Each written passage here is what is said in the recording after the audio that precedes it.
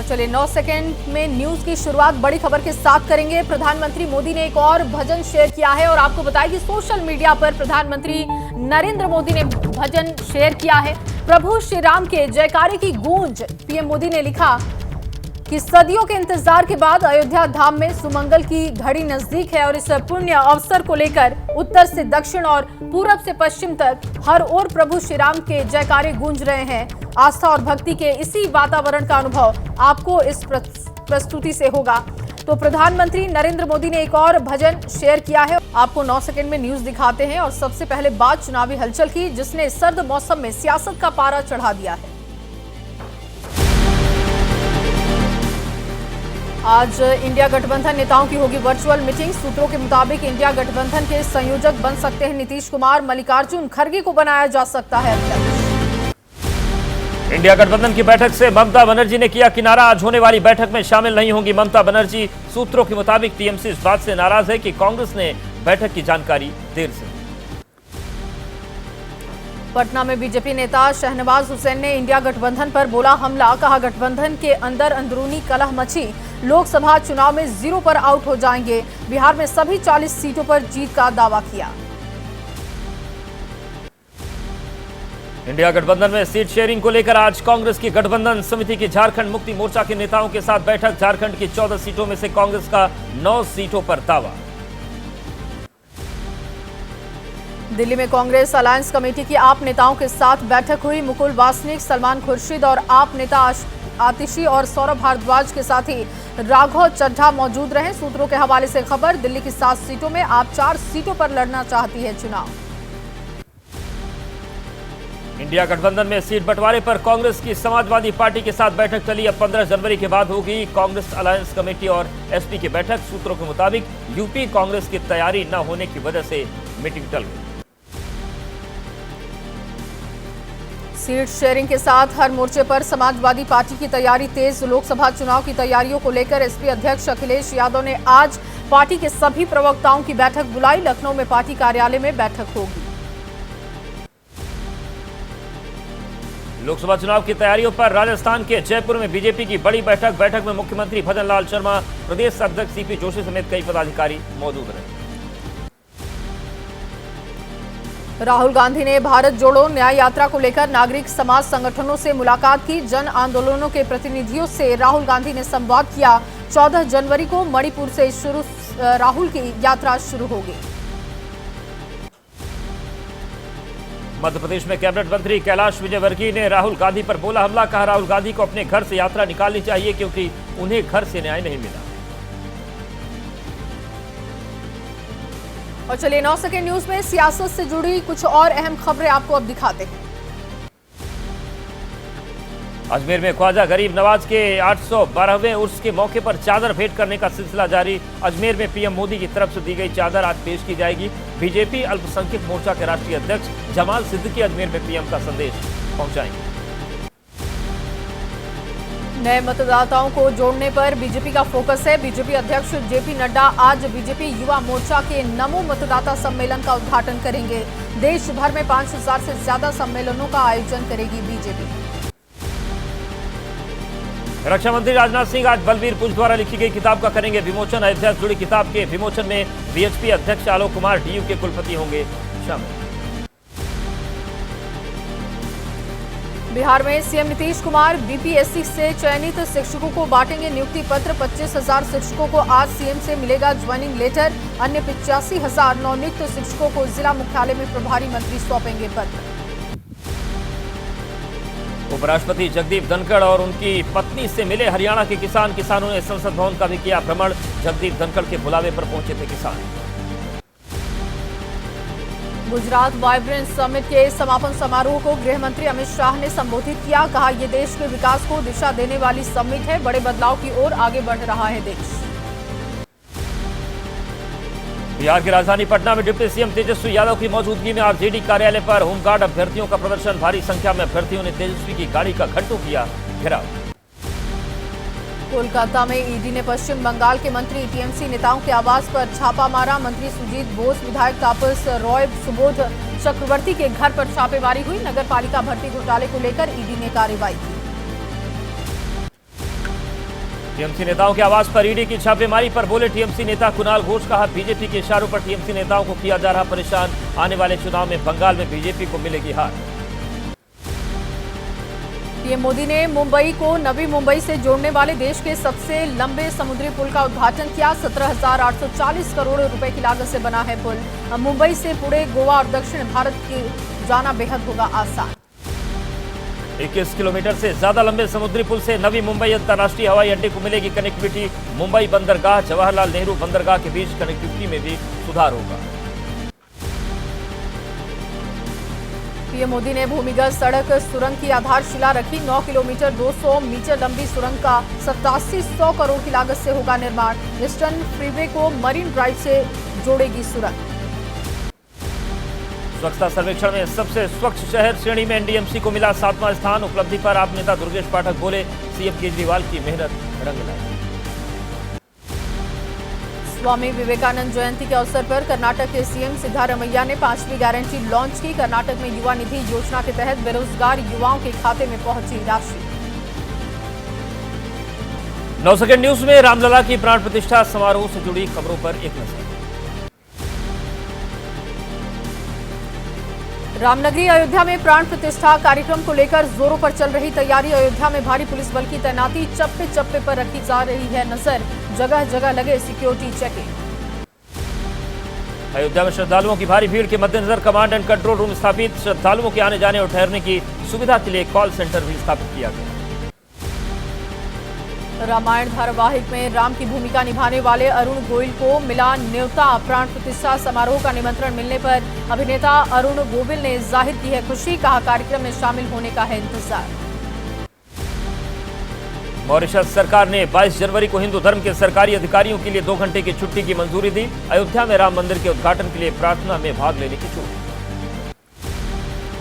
अयोध्या में 14 लाख दियों से भगवान राम की तस्वीर बनाकर नया कीर्तिमान किया गया स्थापित। रंग बिरंगे दियों से तैयार किया गया प्रभु राम का पराक्रमी रूप। अयोध्या के कार सेवकपुरम पहुंचा 1100 किलो का दीपक। गुजरात के वडोदरा के किसान ने बनाया है श्री राम दीप। 501 किलोग्राम घी और 15 किलो बत्ती से अयोध्या में होगा प्रचलित। 1 महीने रहेगा जगमग। अयोध्या में बन रहे भव्य राम मंदिर को लेकर देश भर में उत्साह है। आगरा के 24G फाटक में सराफा व्यवसाय में सोने और चांदी का श्री राम दरबार तैयार। कई साइज और वैरायटी में उपलब्ध है दरबार की भारी डिमांड। महाराष्ट्र से आए परिवार ने रामलला के दर्शन किए। गदगद भाव से परिवार ने पीएम मोदी और यूपी के मुख्यमंत्री योगी आदित्यनाथ की जमकर तारीफ की। कहा अयोध्या धाम का हो गया कायापलट। उज्जैन के महाकालेश्वर मंदिर से अयोध्या भेजा जाएगा लड्डुओं का प्रसाद। रामलला के मंदिर के उद्घाटन समारोह में आने वाले भक्तों के लिए 16 जनवरी तक तैयार हो जाएंगे 5 लाख लड्डू। प्रोग्राम के स्वागत में अयोध्या के साथ देश भर में चल रही तैयारी। आगरा के डॉक्टर मरीजों की दवा के पर्चे पर आरएक्स की जगह लिख रहे हैं श्री राम। डॉक्टर की आस्था की जमकर तारीफ हो रही। राम मंदिर के मॉडल की जबरदस्त डिमांड के चलते अलीगढ़ के पीतल कारोबारी के पास ऑर्डर की भरमार है। अलग अलग साइज के पीतल के राम मंदिर के मॉडल हो रहे तैयार। कारीगरों में भारी उत्साह। मध्य प्रदेश के नर्मदापुरम में 3000 से ज्यादा स्कूली छात्रों ने प्रधानमंत्री मोदी को पत्र लिखे। राम मंदिर प्राण प्रतिष्ठा कार्यक्रम के लिए जताया पीएम मोदी का आभार। अयोध्या में नेपाली बाबा ने सरयू घाट पर महायज्ञ किया। प्राण प्रतिष्ठा कार्यक्रम तक चलता रहेगा महायज्ञ। 22 जनवरी को होगा रामलला की प्राण प्रतिष्ठा का कार्यक्रम।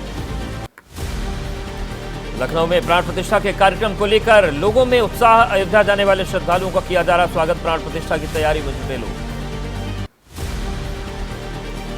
ओडिशा के मयूरभंज में आर्टिस्ट ने धुएं से बनाई अयोध्या राम मंदिर की आकृति। भगवान राम की आकृति को धुएं से बनाया गया। 22 जनवरी को अयोध्या में होने वाले प्राण प्रतिष्ठा कार्यक्रम को लेकर रेल विभाग की जबरदस्त तैयारी। अयोध्या धाम रेलवे स्टेशन पर बनाए गए may I help you desk. Ayodhya में व्यापार मंडल ने स्वच्छता मार्च निकालकर अयोध्या वासियों से की 22 जनवरी को दीप जलाने की अपील। कहा प्राण प्रतिष्ठा पर दीपावली से 3 गुना अधिक दीप होंगे प्रज्वलित।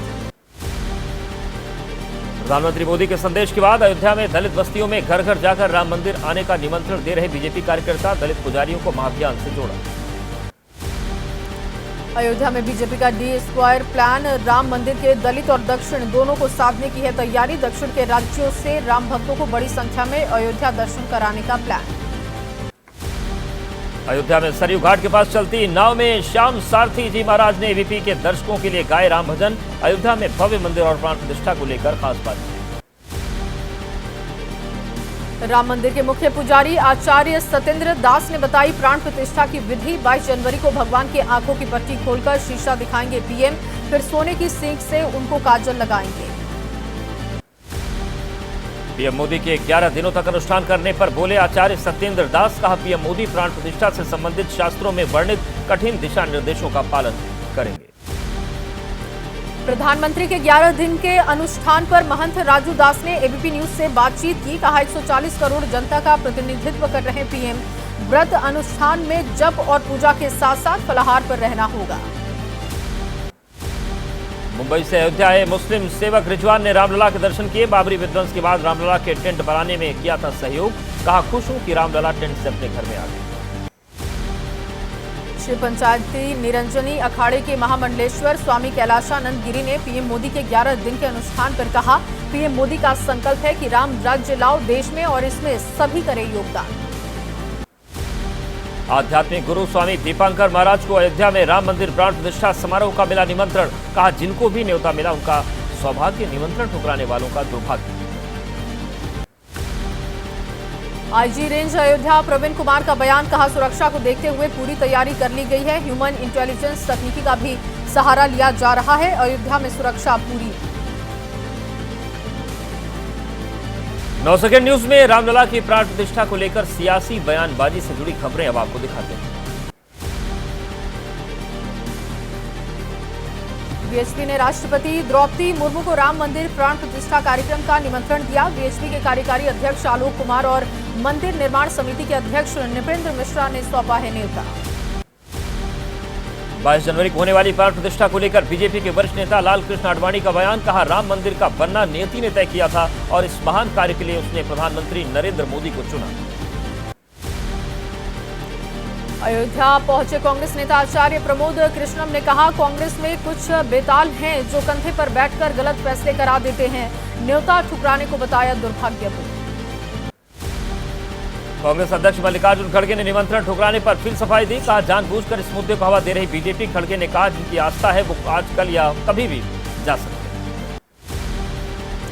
प्राण प्रतिष्ठा का निमंत्रण ठुकराने के बाद सवालों में घिरी कांग्रेस को लेकर रणदीप सुरजेवाला ने दी सफाई। कहा बीजेपी भगवान भरोसे इसी के लिए राम के नाम पर कर रही राजनीति।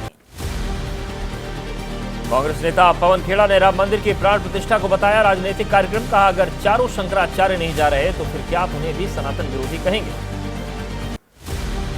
कर्नाटक के सीएम सिद्धारमैया ने बीजेपी पर पलटवार किया। कहा हमें कोई निमंत्रण नहीं मिला। बीजेपी पर राम मंदिर के नाम पर राजनीति करने का आरोप लगाया। 22 जनवरी के बाद जाएंगे अयोध्या। राम मंदिर प्राण प्रतिष्ठा के निमंत्रण पर समाजवादी पार्टी के अध्यक्ष अखिलेश यादव ने फिर किया स्पष्ट। कहा जब राम बुलाएंगे तब हम जाएंगे। कहा पहले बीजेपी बताए कि क्या चारों शंकराचार्य भी सनातन विरोधी। पूर्व केंद्रीय मंत्री मुख्तार अब्बास नकवी को भी मिला राम मंदिर के प्राण प्रतिष्ठा समारोह में शामिल होने का आमंत्रण। मुख्तार अब्बास नकवी ने जताई है खुशी। बीजेपी नेता रविशंकर प्रसाद ने कहा पूरी दुनिया कर रही है प्राण प्रतिष्ठा की प्रतीक्षा। कांग्रेस पर साधा निशाना। कहा निमंत्रण ठुकराने वालों का ऐसा हाल होगा कि वोट मांगने लायक नहीं रहे। निमंत्रण ठुकराने पर कांग्रेस पर हमलावर बीजेपी नेता शहनवाज हुसैन ने कहा कांग्रेस नेताओं के ना जाने से कार्यक्रम रुकने वाला नहीं है। जनता सब देख रही है, जवाब भी देगी। केंद्रीय मंत्री मीनाक्षी लेखी ने कहा राम मंदिर को लेकर कांग्रेस के रुख से पूरा देश वाकिफ है। कहा इन्होंने राम को काल्पनिक बताया लेकिन चुनाव में नहीं भूलते मंदिर जाना। राम मंदिर की प्राण प्रतिष्ठा समारोह पर केंद्रीय मंत्री सर्बानंद सोनोवाल बोले ये हर भारतीय के लिए सबसे बड़ा अवसर है। कहा कांग्रेस अब अपना विश्वास खो चुकी है। बीजेपी नेता शिवराज सिंह चौहान ने कांग्रेस के राम मंदिर प्राण प्रतिष्ठा में शामिल नहीं होने के फैसले को बताया दुर्भाग्यपूर्ण। कहा विनाशकाले विपरीत हुई। और चलिए 9 सेकंड न्यूज में अब बात अपराध जगत से जुड़ी खबरों की।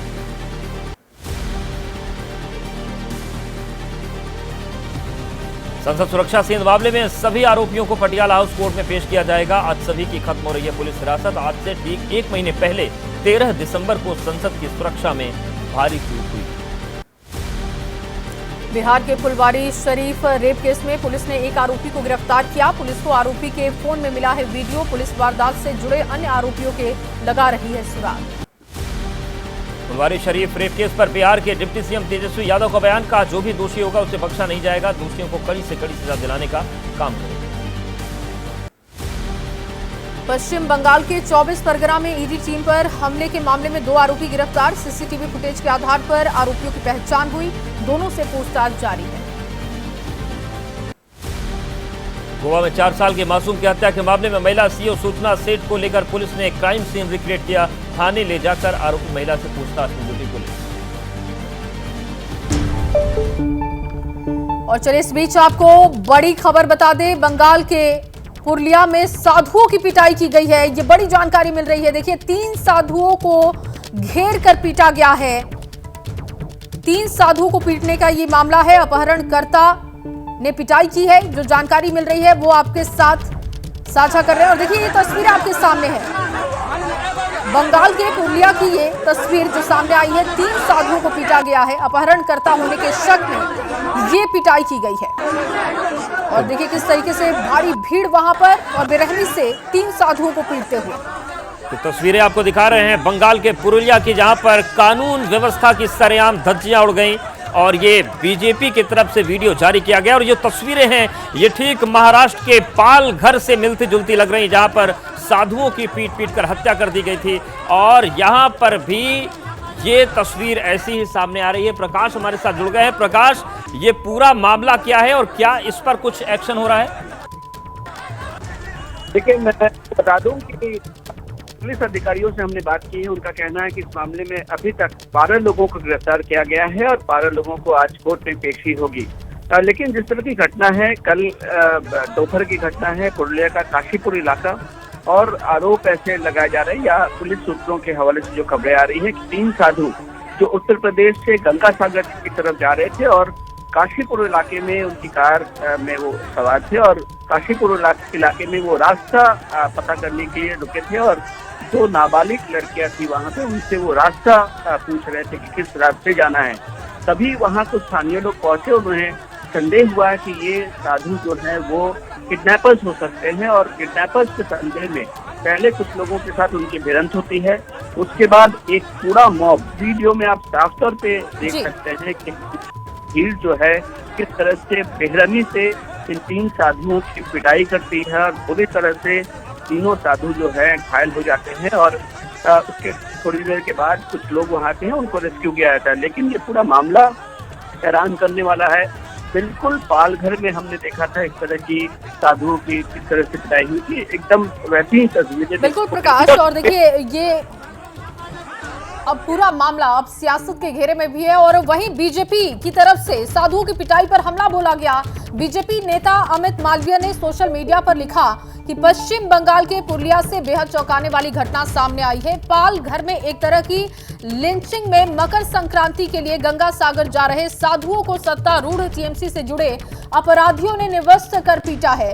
पुरुलिया की वो बात कर रहे हैं। और देखिए ममता बनर्जी के शासन में शाहजहां शेख जैसे आतंकवादी को सरकारी संरक्षण मिलता है और साधुओं की पीट कर हत्या कर दी जाती है। पश्चिम बंगाल में हिंदू होना अपराध है। हैशटैग बंगाल बचाओ। बीजेपी की तरफ से देखिए अमित मालवीय की तरफ से ये पोस्ट किया गया है जिसमें उन्होंने बंगाल सरकार पर सीधे तौर पर हमला किया।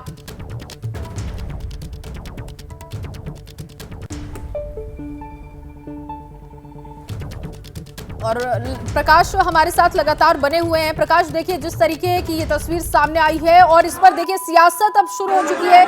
बीजेपी ने सीधे तौर पर टीएमसी को घेरा और ममता सरकार को घेरा। बिल्कुल, सियासत होना तो लाजमी है। जिस तरह की तस्वीरें, चौंकाने वाली और हैरान करने वाली तस्वीरें आप देख सकती हैं। ये वीडियो आप देखेंगे तो साफ तौर पे जो दिख रहा है कि किस तरह से बेरहमी से साधुओं की पिटाई हो रही है और बीजेपी को एक साफ तौर पे मौका मिला है सियासत करने का। और हम तब देख सकते हैं सिर्फ अमित मालवीय नहीं, स्थानीय जो बीजेपी नेता हैं सुकांतु मजूमदार और कई नेता जो है इस वीडियो के सहारे और जिस तरह की घटना घटी है उस पे ट्वीट कर रहे हैं। तो कुल मिला के जिस तरह की घटना घटी है, जिस तरह के वीडियो सामने आए हैं वो काफी हैरान करने वाले वीडियो हैं। और देख सकते हैं साधुओं की पूरा मॉब जो है वो किस तरह से साधुओं की बिल्कुल कर रहा है। साधु जो गंगा सागर जा रहे थे तो सवाल साफ तौर पे खड़ा होता है कि उस वक्त पुलिस। बिल्कुल, बहुत शुक्रिया प्रकाश आपका जानकारी और अपडेट्स को देने के लिए। तो ये तस्वीर जो आई है ये कई सवाल खड़े करती है और निश्चित तौर से हैरान और परेशान करने वाली है।